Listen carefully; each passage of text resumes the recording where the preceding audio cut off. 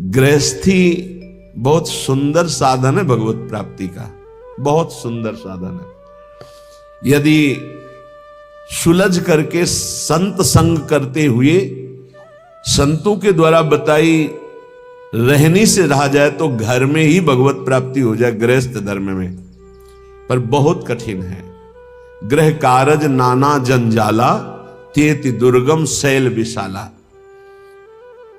कलह, अशांति, तृष्णा, वासना, कामना, नाना प्रकार की समस्याएं, नाना प्रकार की चिंताएं, नाना प्रकार की आवश्यकताएं इतनी माया फेंक देती है कि घर गृहस्थी में उलझा हुआ व्यक्ति ये सोच ही नहीं पाता कि मेरा जन्म किस लिए हुआ है। सच्ची कहते हैं आपसे, कभी हमने सुना ही नहीं कि भगवत प्राप्ति करनी है या भगवत प्राप्ति क्या है, कोई चर्चा नहीं सुनी हमने। बस वही जहां चार लोग बैठेंगे, यार तुम तो बड़े भाग्यशाली भय, अपने लड़का का ब्याह कर लिया, अब कोई मिले तो यार हमारे भी लड़का करवा। यही प्रपंच की बात है, यही प्रपंच। हमने तो गाड़ी खरीद ली, हमने मकान बना लिया, हमने बस यही उपलब्धियां, यही जीवन का लाभ। कोई भजन, कोई भगवत प्राप्ति या कोई आवागमन से मुक्ति की बात कहीं आपको नहीं मिलेगी। अगर मिलेगी तो भगवत प्रेमी महात्माओं के संग से मिलेगी।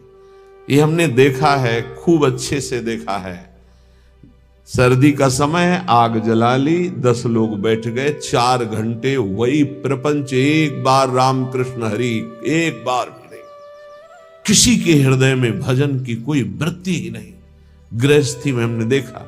ये तो बड़े अहोभाग्य हैं जो अपने घर परिवार के सब कार्यों को सुव्यवस्थित करते हुए भगवत आराधना, भगवत प्रार्थना, भगवत सेवा, भगवान नाम जप, अरे हम इनको बहुत धन्यवाद देते हैं। दिन भर रिक्शा चलाते हैं, वृंदावन वास करते हैं, श्री जी की सेवा पधराए हुए हैं। कैसे बताएं कितने सौभाग्य इनके हैं। मरा जा रहा है प्राणी, केवल रुपया पैसा भोग सामग्रियों, मर गया फिर न जाने कितनी नीच योनियों में जन्म होता है। ये गृह कारज नाना जंजाला, तेति दुर्गम शैल विशाला। बहुत बड़ा पहाड़ है गृहस्थी का, जिसको पार करके भजन करना। गृहस्थी अगर थोड़ा भजन करके धर्म से चले तो उतने से ही भगवान प्रसन्न हो जाएंगे, क्योंकि बहुत कार्य उसके पास है। आप उन समस्याओं को नहीं समझ सकते हैं जो विरक्त भाव में है, क्योंकि अपने लोगों ने देखा ही नहीं उस विषय को, बचपन से निकल पड़े। लेकिन थोड़ा अनुमान लगा सकते हैं। जब हम पढ़ते हैं तो जब हमारी पढ़ाई की फीस, हमारे कपड़े, हमारे परिवार के लिए सब आवश्यक सामग्रियां, और वो एक आदमी कमाने वाला, वो भी एक किसान, उसके चेहरे की हालत देखो जब उससे कहा जाता है कि हमारी फीस महीने की दीजिए। हाँ हाँ देखो देंगे। एक किसान आदमी अगर 4 टमाटर खरीदने जाएगा तो गेहूं बेच के उसकी सिंचाई कितना कितना कितना का। एक आदमी नौकरी करता है, उसको एक सीमित अर्थ मिलता है, उससे पूरे परिवार का।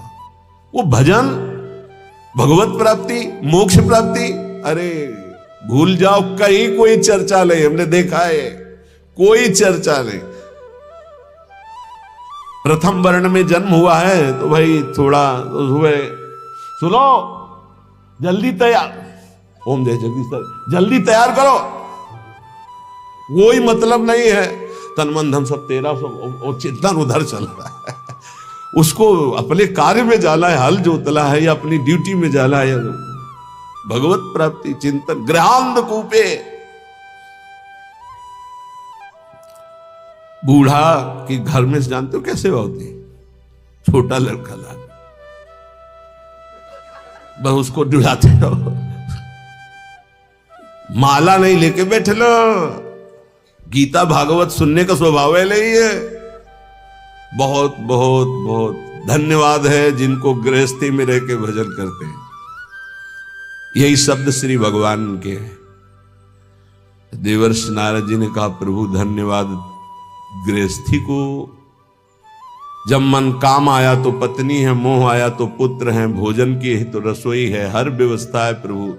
धन्यवाद तो उन विरक्तों को प्रभु देना है जिनको कई कई दिन भोजन नहीं मिलता, हर कष्ट सहते हुए, हर भोग वासना की जलन को सहते हुए आपके भजन में लगे। तो उन्होंने कहा, ये तो तुम्हारी बात परम सत्य है, एक काम करोगे? बोले, प्रभु आज्ञा कीजिए। एक स्वर्ण के कटोरे में पूरा घी एकदम लेवल से, और कहा, एक परिक्रमा लगाओ वैकुंठ की, एक भी बूंद घी नहीं गिरेगा, अगर गिरा तो सुदर्शन चक्र है पीछे। तो प्रभु ये कोई समस्या में फंसा दिया। बोले, नहीं, करके आओ बड़ी सावधानी से, एक भी बूंद नहीं गिरना चाहिए। पूरा का पूरा चिंतन में एक बूंद गिरा तो पीछे साए मचे हुए सुदर्शन चक्र जी की। परिक्रमा पूरी करके आए। बोले, प्रभु एक भी बूंद नहीं गिरा। बोले, वो तो गिरा होता तो सुदर्शन चक्र जी आपको दंड दे देते, तो गिरा ही नहीं है। बोले, प्रभु ये लीला क्यों कराए? बोले, कितनी बार नारायण बोले? बोले, नारायण बोले लेकिन सुदर्शन चक्र पीछे, एक बूंद घी न गिरे, आप नारायण की बात कह रहे हो? बोले, हाँ, गृहस्थी में ऐसे लाखों कार्य हैं, तुम्हें एक कार्य दिया सावधानी से करने का तो तुम भूल गए। गृहस्थी में लाखों कार्य हैं, अगर उन लाखों कार्यों को करते हुए वो मेरा स्मरण करता है तो धन्य है उसका जीवन। सच्ची मानना, बड़े बड़े परमहंसों के माता पिता गृहस्थ ही हुए हैं। बड़े बड़े परमहंसों का उदर पोषण गृहस्थों से ही होता है। बड़े बड़े परमहंसों के शरीर का वस्त्र गृहस्थों से ही मिलता है। आप गृहस्थ धर्म में रह करके यदि नाम जप करते हैं, अतिथि सेवा, साधु सेवा करते हैं, तो सच्ची मानिए वो आपको निश्चित भगवत प्राप्ति कराएगा। निश्चित। एक तपस्वी आजीवन कठोर तपस्या जितेंद्रियता से जिस पद को प्राप्त करता है, गृहस्थी केवल पापाचरण न करे तो उसी से उसे भगवत प्राप्ति होती है। बड़े अकिंचन संत, खेत में सरसों की खेती पक गई थी, उसे अमनिया की जा रही थी। किसान आदमी के कुछ भोजन फिक्स होते हैं। जब चना और सरसों की खेती होती है तो सिर्फ उसी की सब्जी होती है और परेठा या रोटी। जब आलू की खेती होती है तो आलू की होती है। जब बाजरा ज्वार की खेती तो वही, उस बाजार से खरीद कर खाने वाली समस्या बहुत बड़ी होती है जो खेत में होती है। जो सदगृहस्थ होते हैं उनका कर्तव्य होता है, एक बार वो खड़े होकर के पहले अतिथि का निरीक्षण करें भोजन पाने के पहले। दरवाजे में अगर घर में पा रहे तो दरवाजे के बाद उसी धर्म का पालन करते पिता से ऐसे खड़े होकर देखते थे। खेत में जब काम, तो एक मार्ग था, उसमें एक संत जा रहे थे, विरक्त, बुलाया, कहा, स्वामी दंडी सन्यासी कहीं विचरण कर। कुआं था नजदीक, बैठ कर पाए, वैसे हाथ में लेकर के बस हुए। आहा, बड़ा सात्विक, बड़ा पवित्र से, और कहा, मुझे ऐसा लग रहा है कि आपके यहां भजन होता है। उनका, क्या भजन होता है? किसान आदमी ऐसे। नहीं, तुम्हारे यहां भगवान की असीम कृपा है, इसका तुम्हें खुद परिचय प्राप्त होगा। गृहस्थी में थोड़ा सा भी धर्म महान उन्नति का कार्य कर सकता है। बस ये ध्यान रखे, इतना बुलावा है कि भजन नाम की कोई वृत्ति नहीं मिलती। कोई अगर भजन कर पा रहा है तो संतों की कृपा से। सच्ची मानिए, संतों की कृपा का एक अमोघ फल हम देखते थे। कभी का नहीं पड़ा था इस शरीर के जनक ने, कभी का नहीं पड़ा था। तो उनके गुरु पूज्य श्री स्वामी शारदा आश्रम सरस्वती जी महाराज आते थे, तो उनका, बिना पढ़े लिखे पशु होता है? न रामायण, न गीता, न भागवत, न नाम जप, क्या कम से कम अक्षर का ज्ञान करके कुछ तो धर्म शास्त्रों का स्वाध्याय करना चाहिए। ये बात बैठ गई। तो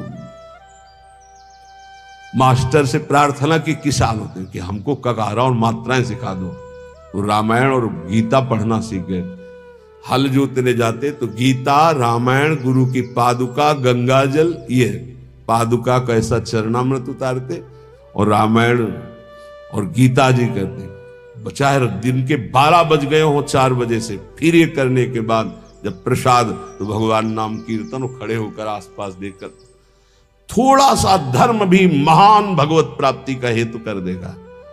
ऐसी संतानें प्रकट होंगी जो तुम्हारी पीढ़ियों की पीढ़ियां उद्धार कर देंगी। गृहस्थी बहुत बड़ा धर्म है, बहुत बड़ा धर्म है, इससे बड़ा कोई धर्म नहीं। ये मत सोचो जैसे लोग कह देते हैं ना, अरे हम तो गृहस्थ। गृहस्थ का मतलब समझते हो, हर धर्म का जनक, हर धर्म की उत्पत्ति उसी से होती है, हर धर्म की पुष्टता उसी से होती है, हर धर्म की व्यवस्था उसी से होती है। आप गृहस्थ धर्म को बहुत हल्के में ना ले, भगवान का अवतार भी गृहस्थ धर्म में ही हुआ है। दशरथ, कौशल्या जी, नंद बाबा, यशोदा मैया, देवकी, वसुदेव जी, कश्यप, अदिति जी, जहां भी देखो बड़े बड़े जो वीतराग अवधूत, भगवान को वश में करने वाले प्रेमी महात्मा या साध्वी, वो सब गृहस्थ में हुई। यहां जो कह रहे गृहांध कूपे, गृह में ऐसे अंधे बन करके लगे हुए हैं कि ना नाम जप से मतलब, ना धर्म से मतलब। बोले भागो, इस अंधकार कुएं से भागो और प्रकाश की तरफ। तमसो मां ज्योतिर्गमय, अंधकार से हटो, बार बार जन्म मरण के चक्र से हटो, प्रभु के धाम में चलो। हम सब प्रभु के हैं, भूल करके इस जन्म मृत्यु में चक्र में ऐसे फंस गए कि इस योनि में उद्धार नहीं कर पाए। तो 83,99,999 योनियां ऐसी हैं जिनसे आप मुक्त नहीं हो सकते। केवल एक मानव देह है जिससे मुक्त हो सकते हो। इसलिए कह रहे हैं, जन्मान्न संख्यानि गतानि में वृथा, व्यग्रात्मनो देह गृहादि के हया। एक आते थे नैमिषारण्य के संत भगवान, पूज्य श्री माता जी ऐसा वर्णन करके बताते, वो ऐसे रहते थे, कभी ऐसे नहीं करते। उनको इतना अनुभव था कि पास कोई आए तो तत्काल नाम लेके बुलाते थे। कभी सुना हो या ना सुना हो, देखा हो या ना देखा हो, कोई भी हो, ऐसे आ गए शंभू, हाँ स्वामी, नाम लेके पुकारना, देखना नहीं। यही वृत्ति श्री पूज्य हरि बाबा की थी। वो सदैव ऐसे ऐसे नहीं देखते थे, संतों का एक अपना नहीं। एक दिन वो आए और उनका चिलवा आ गया। उनको, स्वामी जी अभी तो आप ही आए हो, कोई नहीं, हमें पूछ रहे हमारा चिलवा आया कि नहीं आया। तो स्वामी जी आप ही पहले आए हो, अभी तो घर में कोई आया है? बोले हाँ स्वामी जी, संतान हुई है। बोले हाँ चलो आए, ठीक है, जा रहे हैं हम, कुछ दिन में ले जाएंगे। कोई उनके रहस्य को संतों को नहीं समझता, वो कभी किसी की तरफ नहीं देखते थे। अगर गृहांध कूप से कोई मुक्त करने के लिए है तो संत जन। आज हमारा ये दुर्भाग्य हो रहा है, पहले सौभाग्य था कि संत जन विचरण करते हुए गांव गांव घर घर को पावन करते थे। अब कलयुग का ऐसा प्रताप है कि गांव गांव में घेर कर मार डाले जाएंगे। जैसे जंगली पशु को मार डालते हैं ना, ऐसे संतों को मार डालेंगे। ये बच्चा चोर हैं, ये अमुक चोर हैं, ये अमुक चोर। ऐसा मलिनता बढ़ती जा रही, तो इसीलिए बड़े बड़े महात्मा सब तीर्थों में वास करते हैं, भगवत धामों में वास करते हैं। सही बात पूछो, संसार से मुक्त करने के लिए भगवत पार्षद ये संत जन ही हैं। जन्मान्य कितने जन्म व्यतीत, असंख्यानि, गिनती नहीं है। गतानि में वृथा, व्यर्थ चले गए। बहुत बार जन्मे, बहुत बार मरे। व्यग्रात्मनो देह गृहादि के हया, ऐसे ही मानता रहा हूं कि मेरी पत्नी, मेरे पुत्र, मेरा घर, मेरा मकान, फिर मरे, फिर वही, फिर वही। अद्यापि मुह्याम्यपि बुद्धिमान हम तवैव वृंदाटवी नाम में गति। आज थोड़ी बुद्धि जागृत है तो मेरी बात मान जाओ, भाग के आ जाओ वृंदावन। एक बार सत्संग सुन जाओ, एक बार बिहारी जी के दर्शन कर लो, एक बार यमुना रस रानी के समीप बैठकर नाम कीर्तन कर लो। ये किनके लिए कह रहे हैं? घर गृहस्थी में हो तो पैसा बढ़े, समय निकले तो विदेश घूमने की बात मन में मत लाओ। धर्म क्षेत्रों की यात्रा करो, भगवत क्षेत्रों की यात्रा करो, वहां संयम पूर्वक पुण्य अर्जन करो, नाम जप करो, तो तुम्हारा परम मंगल हो जाएगा। आज ऐसी बुद्धि खराब हो गई कि लाखों रुपया खर्चा करेंगे लेकिन ऐसी जगह देखेंगे जाके जहां बुद्धि और मलिन हो जाए। कहां जा रहे हैं?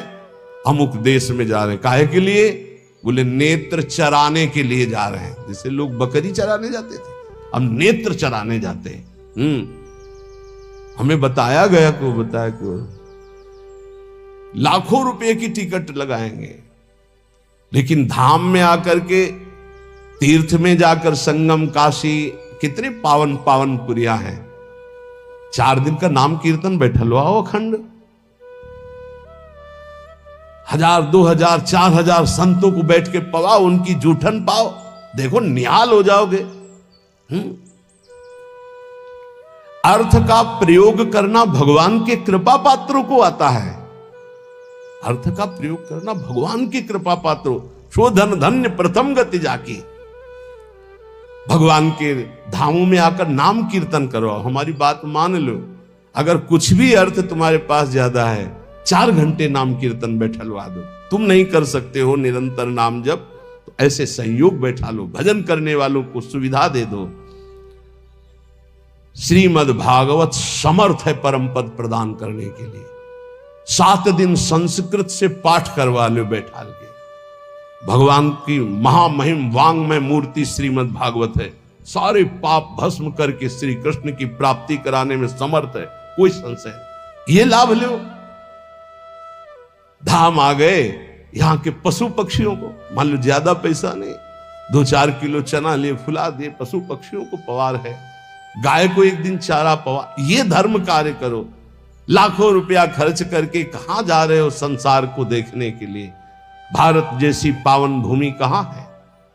यहां एक से एक ऐसे भजन की वृत्तियां प्रकट हो जाएं, ऐसे धर्म क्षेत्र, तीर्थ क्षेत्र, ऐसे भगवत धाम है।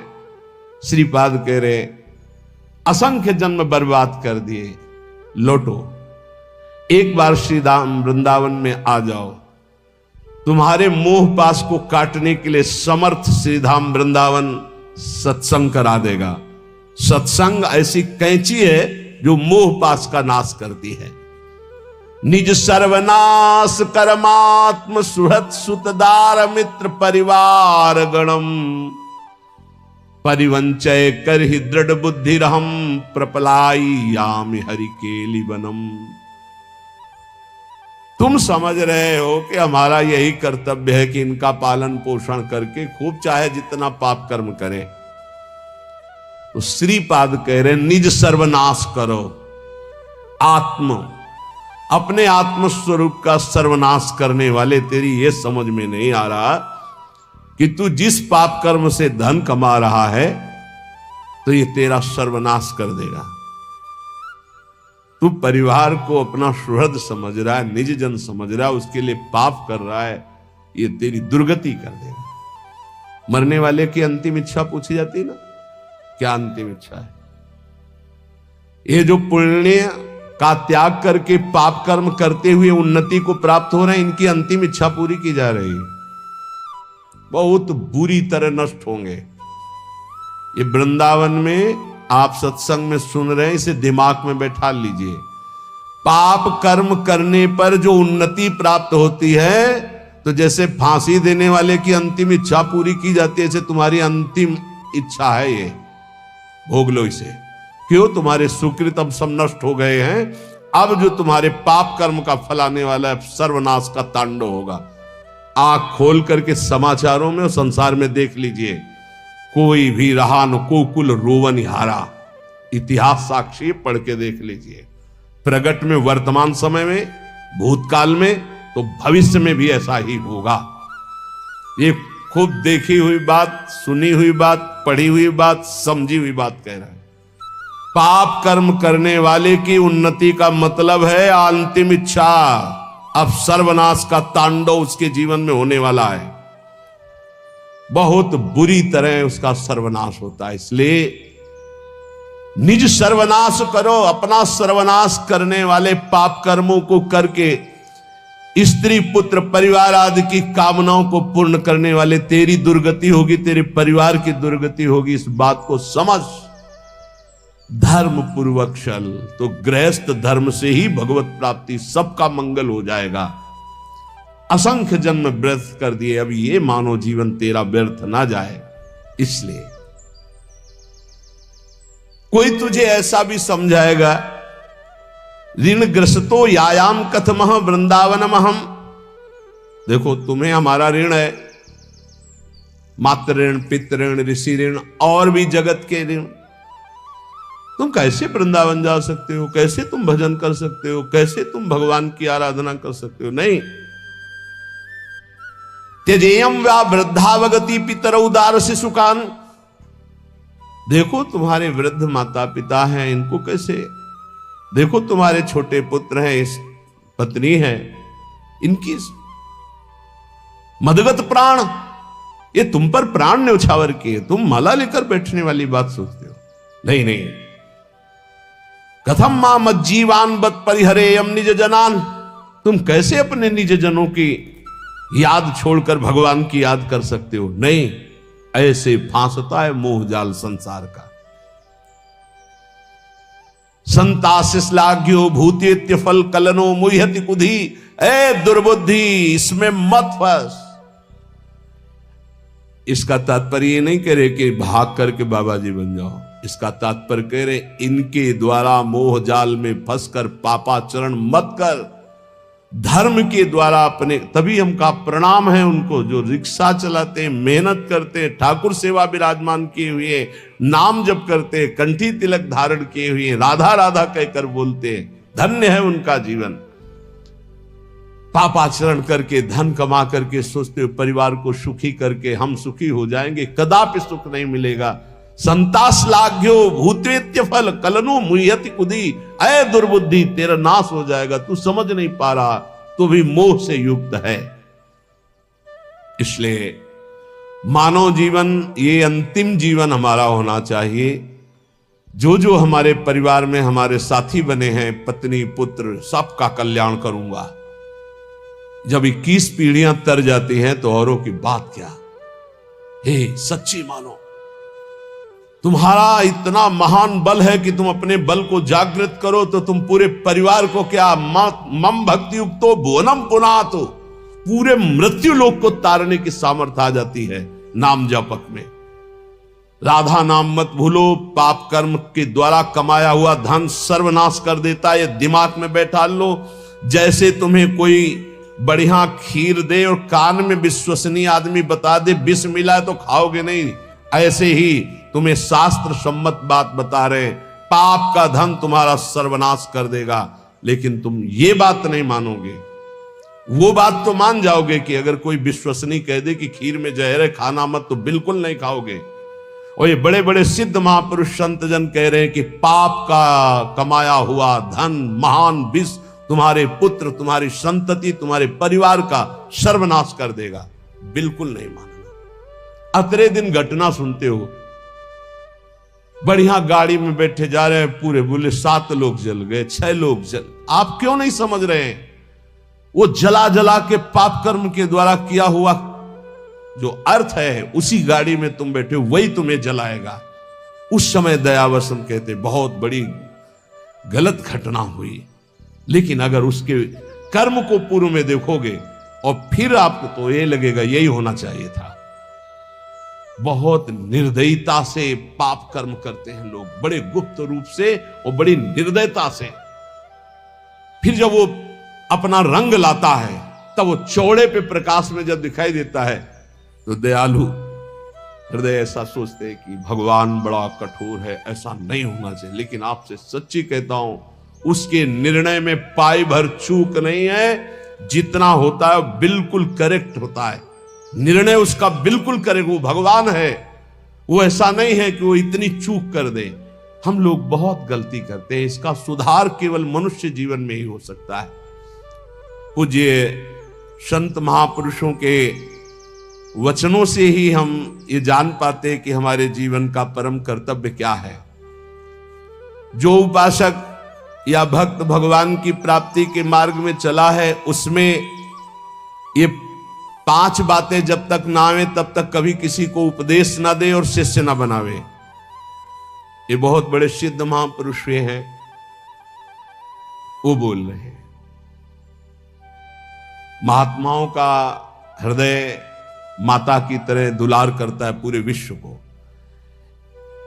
श्री सीताराम ओंकारनाथ जी महाराज जी ने कहा कि उपदेश देने जैसा खतरनाक खेल और कोई नहीं परमार्थ से भ्रष्ट होने के लिए। परमार्थ से भ्रष्ट होने के लिए उपदेश देने जैसा कोई खतरनाक खेल नहीं। बहुत बड़े महापुरुष है, क्योंकि उसमें देहाभिमान पुनः जागृत हो जाता है और काम आदि दोषों की बाहुल्यता, भोगों की बाहुल्यता, सम्मान प्रतिष्ठा की बाहुल्यता, और वो नष्ट होने में देर नहीं लगती। ये 5 बातें जब तक हृदय में ना जाए तब तक किसी को शिष्य न बनाए और उपदेश न दे, नहीं तो भ्रष्ट हो जाएगा पक्का। पहला, जब तक अंतःकरण पूर्ण रूप से शुद्ध ना हो जाए। अंतःकरण कहते हैं बुद्धि, मन, चित्त, अहंकार, 4 करणों को अंतःकरण कहते हैं। अंतःकरण शुद्ध कब माना जाता है? जब बुद्धि के निश्चय में एकमात्र परमात्मा है, मन में संकल्प विकल्प खत्म, केवल मन सावय मनः कृष्ण पदारविंदयो चित्त मुरारी पादार्पित चित्त वृत्ति अहंकार दासत्व में एक भी विकार जिसके अंतःकरण में उदय नहीं होता, वो शुद्ध अंतःकरण वाला महापुरुष प्रथम उपदेश का पहला अधिकारी। अंतःकरण में किसी भी तरह का कोई भी विकार ना होना, पूर्ण अंतःकरण का शुद्ध होना। दूसरा, जो व्यक्ति, ये हम नहीं कह रहे, बड़े महापुरुष कह रहे, सामने शास्त्र इसीलिए रख के बोलते हैं कि आप ये ना सोचे कि हम कोई मनमानी बोल रहे हैं।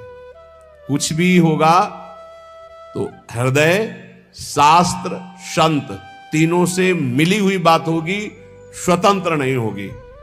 कोई भी ऐसी बात यहां से अनुभव युक्त भी निकलेगी तो आप पढ़ लेना, कहीं ना कहीं लिखा होगा।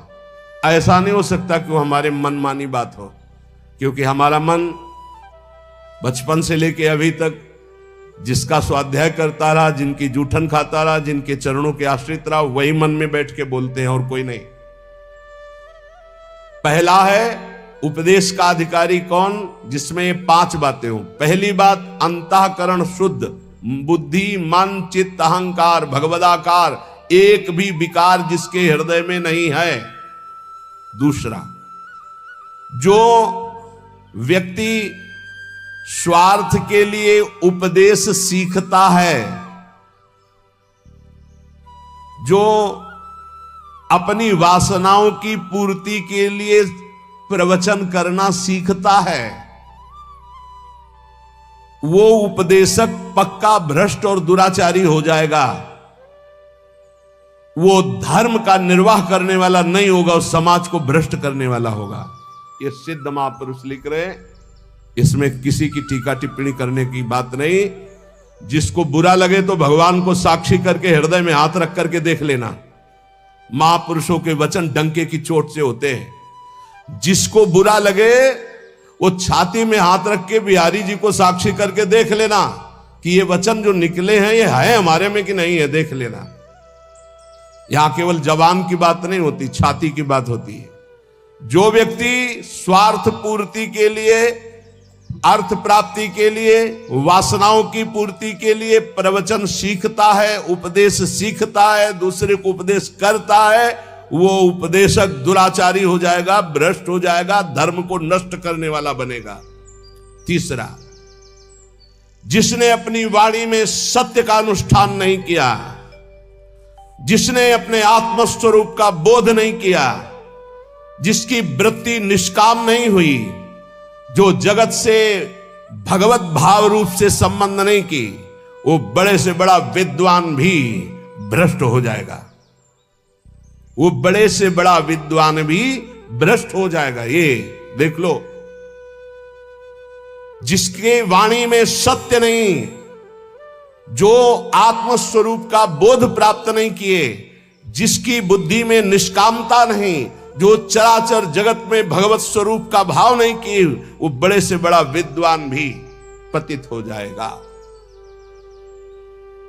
चौथा, उपदेशक ब्रह्म विद्या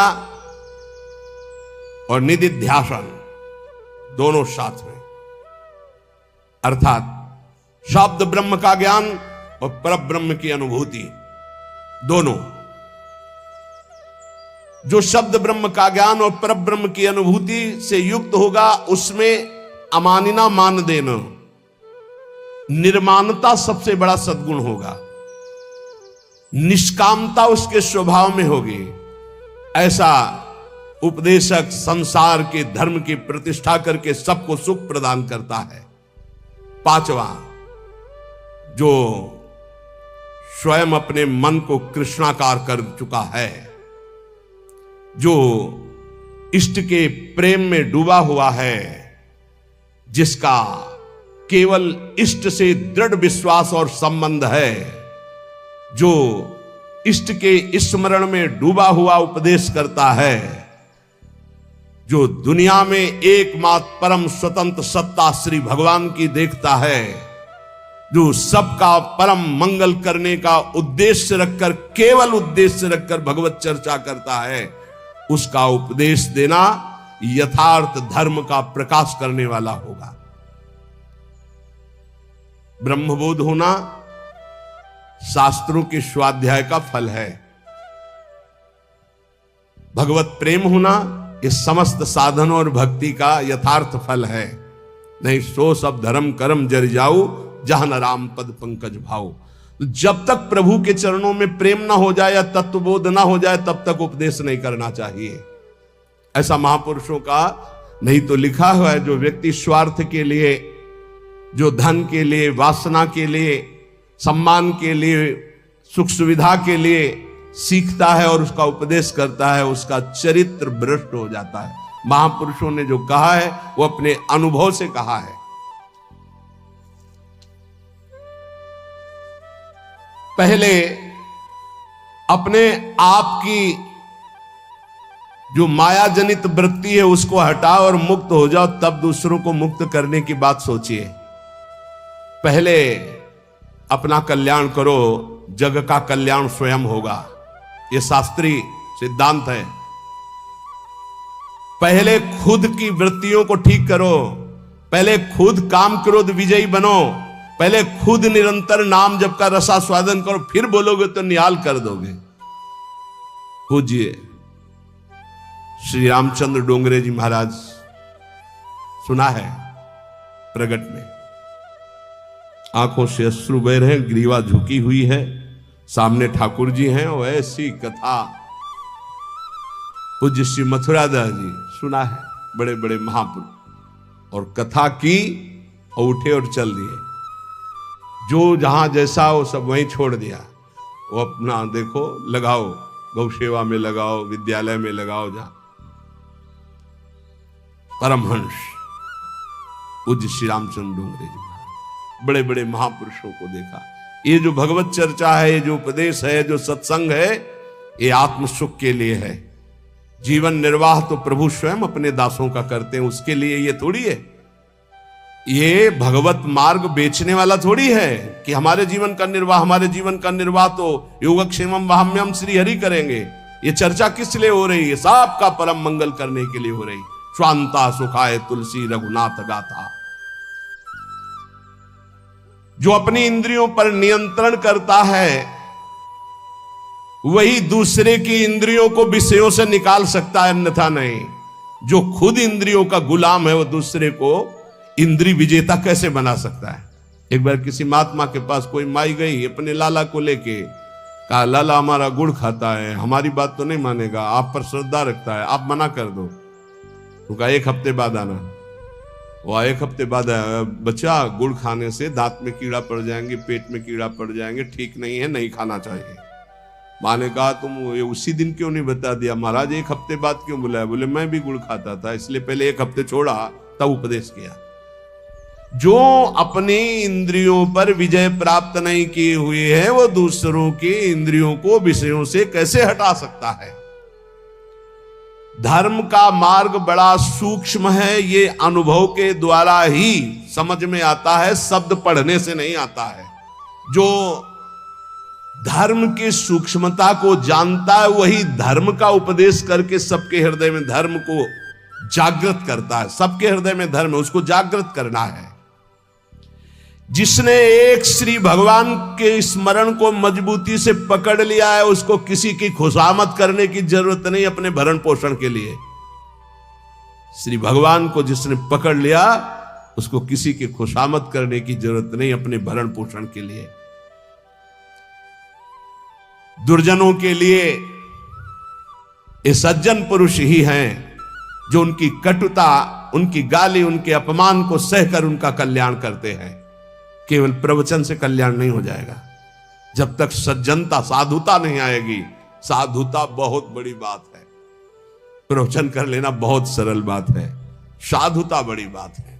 कबहू कहो या रहानी रहोंगो, श्री रघुनाथ कृपालु कृपाते साधु स्वभाव गहोंगो। परहित निरत निरंतर मन क्रम वचन नेम निभाओंगो।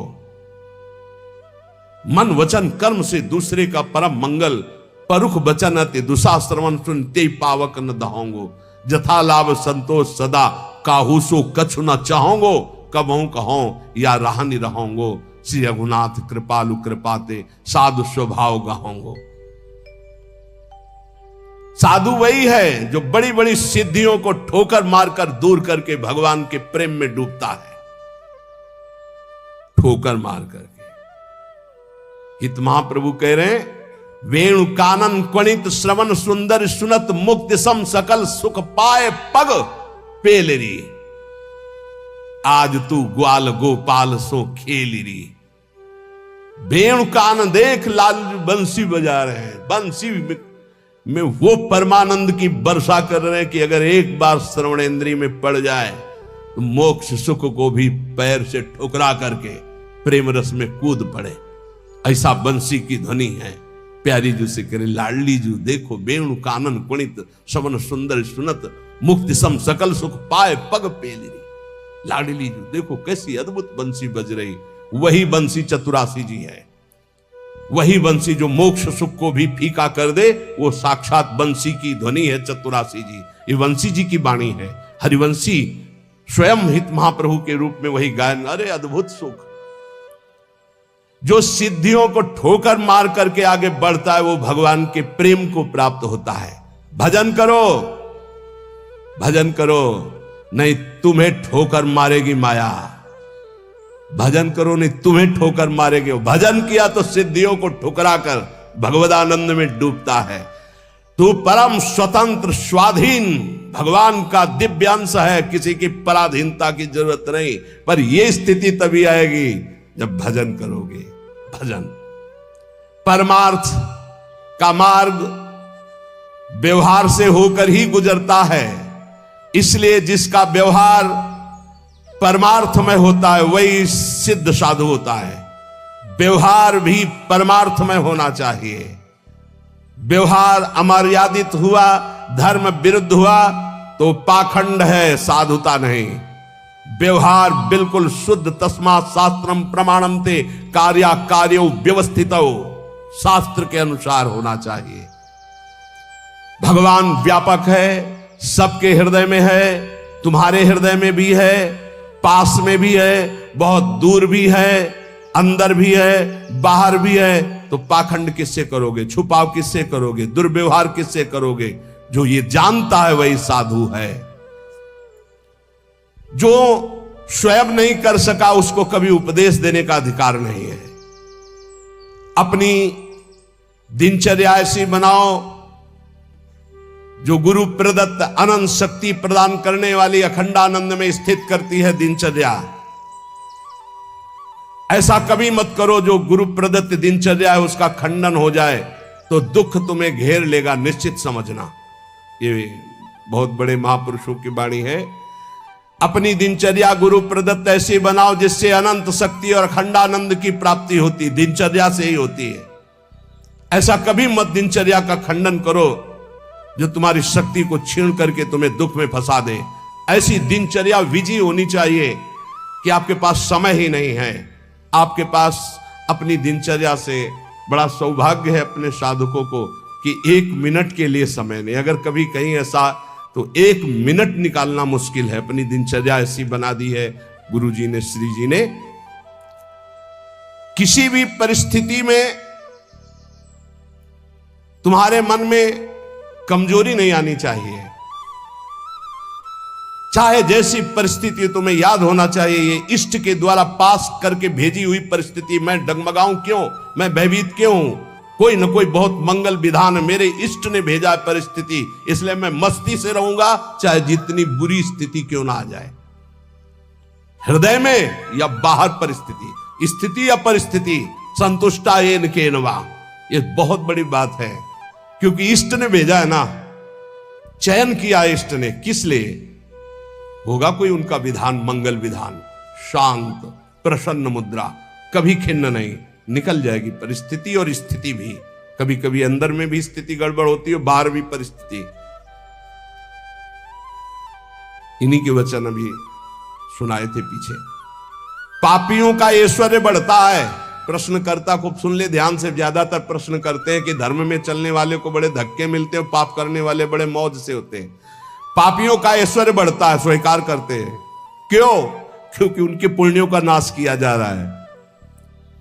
तुम धर्म के फल में संदेह मत करना, ये पापियों का जो ऐश्वर्य बढ़ रहा है, इनको जैसे फांसी की सजा देने वाले को अंतिम इच्छा पूरी की जाती है, ऐसे सर्वनाश का खेल इनका शुरू होने वाला है। इसलिए इनके पुण्यों को फटाफट भुगाया जा रहा है, भोग ले। हम तो अपनी भाषा में कहते थे एकांतिक में कि गए जैसे चार आदमी दो हाथ पकड़ के दो पैर पकड़ के ले जा रहा है, आप कह रहे हो धन्य है, ना लिफ्ट से जा रहा है ना पैदल जा रहा है, चार आदमी की गोद में जा रहा है, 8वीं मंजिल पर ले जाए, धन्य उसका। धन्य नहीं है, ऊपर जाके पटकने जा रहे हैं नीचे। अब बताओ, ले जाते समय तो तुम देख रहे हो कि ना लिफ्ट में है ना पैर से चल रहा है, कितना सौभाग्य है। लेकिन परिणाम पता है आपको? ये चार लोग उसको ऊपर 8वीं मंजिल में ले जाकर पटकने जा रहे हैं। अब क्या लगेगा? धन्य नहीं लगेगा, बढ़ेगा दुर्भाग्य है, मरेगा जाके। ऐसे ही पापी आदमी जब चारों खाने में हरा भरा नजर आवे ना बढ़ता नजर आवे, तो आप हाथ जोड़ के शोक मगन होना, अब मरेगा ये जाके। ये चार जो ले जा रहे ना, ये ऊपर से पटकेंगे जाके। चारों तरफ हरा भरा, जिधर देखो उधर माला माल, जय जय जय जय, दिया सलाई लग रही सुकृत में, पुण्य में, क्योंकि पाप कर रहा है अब भस्म होगा। कभी कभी गुरुजन जब समझाते हैं और जब देख लेते हैं ना कि बहुत पैंग लंबी बढ़ गई, तो मौन हो जाते हैं, नहीं समझता जीव। इसीलिए भगवान भी चुप हो जाते कि पहले जल ले। अच्छा, भगवान जानते कि तू मेरा अंश जलेगा, है नहीं, तेरी कपड़ा जलेगा। ये नयनम छिन्दन्ति शस्त्राणि नयनम दहति पावकः न चैनम क्लेदयन्त्यापो न शोषयति मारुता। भगवान का बच्चा आग नहीं जला सकती, शस्त्र नहीं छेद सकता, जल नहीं डुबो सकता, वायु नहीं सुखा सकती। तो अगर डूब रहा है, मर रहा है तो मर, क्योंकि आत्मा को कुछ होना नहीं है और तेरे पाप किया है तो भोग। भगवान ऐसे देख रहे हैं। तुम कहोगे बड़े दयालु हैं, नहीं, इस समय दयालु नहीं। दयालु जान रहे हैं कि मेरे अंश को कोई फर्क नहीं पड़ना, शरीराभिमानी पाप किया है, भोग ले। इसलिए वो अग्नि रूप भी हैं, वो जल रूप भी हैं, वो अपने में ही डुबो रहे हैं। किसको? अपने आप को। तुम्हें क्या फर्क पड़ रहा है? कुछ नहीं। हमारी भाषा समझ लो। कहें भगवान अब कहां गया, क्यों नहीं बचाया इनको, क्यों बचाए? उस समय जब उपदेश कर रहे थे कि ऐसा नहीं करना, तब तूने माना, नहीं माना तो भोग। तो बोले दया क्यों नहीं है? दया इसलिए नहीं कि असली वाले को जलन नहीं होगी और नकली वाला बचेगा नहीं। क्या? ये नकली है, यही जलेगा। असली जो भगवान का अंश है उसमें कोई ताप नहीं लगता। तो इसलिए भगवान शरीर, जैसे ये कपड़ा जल जाए तो अपने को क्या फर्क पड़ेगा, हम तो बच गए। बोले बड़ी कृपा, हम बच गए, कपड़ा जल गया। ऐसे ही कपड़ा जलता है, हम बिल्कुल नहीं जनते, हमें न कोई शस्त्र छेद सकता है ना अग्नि। तो ये जब भगवान का अंश जीव है, भगवान ये जानते इसलिए दया नहीं करते। अब कोई सही ढंग से चले और फिर उसके कपड़े में भी खरोच आने की बात होगी तो भगवान नहीं आने देंगे। और तुम दूसरों के शरीरों को भून भून के चटनी के साथ खाओ तो बिना चटनी के आग तुम्हें भून देगी। हमारी बातें बुरी लगेगी लेकिन लिख लो, बिल्कुल फायर विकेट तब आएगी जब भून के तैयार हो जाओगे। पहले बूंद नहीं पानी मिलेगा, क्योंकि तुमने चटनी लगा के खाया है। वो अग्निदेव बिना चटनी के तुम्हें खा जाएंगे, क्योंकि वही अग्नि भगवान का स्वरूप है। इसीलिए कहते हैं कि होश में ये मांस खाना, मदिरा पीना, व्यभिचार करना, पापाचरण करना बंद कर दो। प्रभु अभी तक जो हुआ अब लो नसानी, अब ना नसइयो, नहीं खतरे में हो तुम। पक्का तुम्हें नहीं दिखाई दे रहा है, कोई अविनाशी शरीर नहीं तुम्हारा।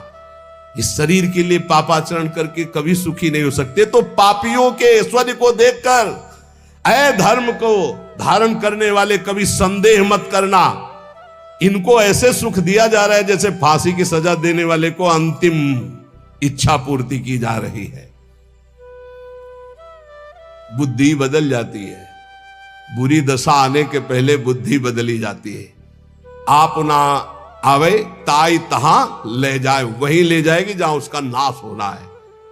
बहुत सावधानी से कोई गलती हो जाए, कोई पाप हो जाए तो तत्काल महापुरुषों से मिलो, संतों से, कि हमने ये अपराध कर दिया, उसका प्रायश्चित बता दो या हमें दंड दे दो और आगे से कभी नहीं करूंगा, अब मुझे उपाय बता। वो जो बोले, वृंदावन की परिक्रमा लगा लो, उपवास कर लो, ऐसा कर लो, बस बिना विचारे कर दो। उनके वचन से पाप नष्ट हो जाएंगे। क्रिया मात्र तो केवल एक निमित्त है, उनके वचन की तुम ये कर लो, ये ठीक हो जाएगा। तुम्हारा जीवन नष्ट नहीं हो पाएगा। यदि कोई गलती हो जाए तो उसका प्रायश्चित कर लो।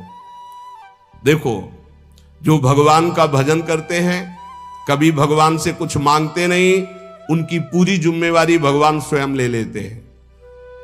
अगर तुम मांगना ही है तो भगवान से भजन मांगो, भजन कि मेरा निरंतर भजन बनता रहे। तुम अल्पज्ञ हो, भजन के सिवा और जो भी मांगोगे वो धोखा हो जाएगा, कोई लाभ नहीं है। ध्रुव जी को भी बड़ी अशांति हुई थी परम पद मिलने का, अटल पद भी मिलने के बाद। यदि तुम भजन करने वाले हो तो तुम्हारी निंदा होगी पक्का। भीतर ही भीतर जब निंदा हो तो प्रसन्न होना, उससे कभी शत्रुता मत करना, क्योंकि वो निंदा करने वाला कृपा करके भगवत प्राप्ति में जो बाधक पाप है उसको वो ले रहा है। बड़ी कृपा है। निंदा करना दूसरों के पापों को लेना है, अपने को तो करना नहीं है। दूसरा कोई अपनी निंदा करे तो बहुत प्रसन्न होना है। कितना महान है कि जो हमें भगवत प्राप्ति में बाधक बाहु थे उनका वो अपहरण कर रहा है। बिना प्रयास के, बिना प्रयत्न के, बिना भोगे तुम्हारे प्रारब्ध का नाश करने की सामर्थ्य निंदा में है, जो तुम्हारी दूसरे निंदा करते हैं। बड़े कृपालु हैं।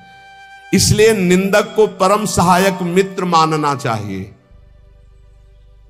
निंदक नेरे राखे आंगन कुटी छवाए, समीपे रहे जिससे कोई चूक ना होने पाए, हर गलती वो हमारी देखे।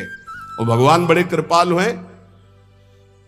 निंदक को सूक्ष्मदर्शी लगाने की जरूरत नहीं होती, सीसी कैमरा लगाने की जरूरत नहीं होती। उनके कान और नेत्र वहीं लगे रहते हैं और वो एक एक बात पकड़ करके साधु की और उसको निर्मल करते रहते हैं। इसलिए धन्य है, प्रणाम है, स्वस्थ रहे निंदक।